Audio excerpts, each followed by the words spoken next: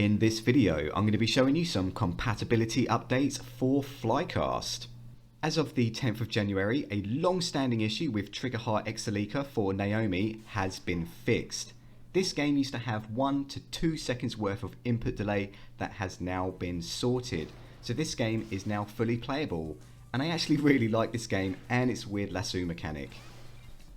I also want to give a general compatibility update for the arcade side of Flycast, as it's not very well known that this emulator can now run the vast majority of the Naomi 2 games. Just make sure you're using these with Vulkan or DirectX 11. So because compatibility in Flycast is now really good, it's easier just to show you the list of games that don't work.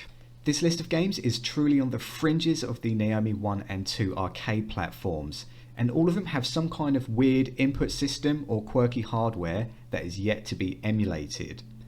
Now the games in green at the top are games that we could quite possibly be getting in the future, but no guarantees. And then the games in red at the bottom are games that we're probably never going to get emulated in Flycast, and I'm going to explain why.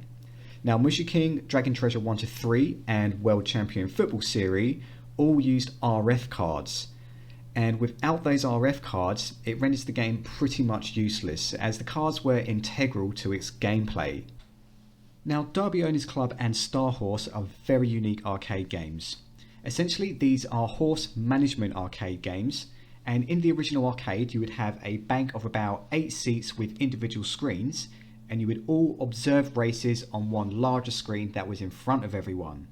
And obviously, because this game requires 2 separate screens, it's difficult to emulate, so I don't think these are going to be coming to Flycast anytime soon. So essentially, the ones in green at the top are the games I feel like I'm missing out on, and the ones in red at the bottom I couldn't really give a crap about. Every single other Naomi and Atomic Wave games will work as long as you're using the parent or the English version of the ROM, except in the case of Initial D version 2, where it's only the Japanese version that works at the moment.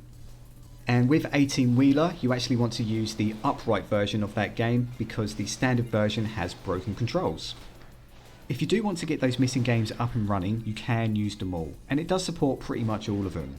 However, Demol actually hasn't received any active development for quite a while now, and I'm looking forward to when I can run all of these games in Flycast. And that's not to detract from Demol at all, I've used it for years. It's just that Flycast is very much under active development. There we go, that was a quick look at the compatibility for Flycast, which has been steadily but silently growing. I had no idea Naomi 2 was supported up until fairly recently. So give me a thumbs up if I was able to shed some light on what is now achievable with Flycast, and if you want to keep up to date, you know what to do. And apart from that, go play some games. Adios.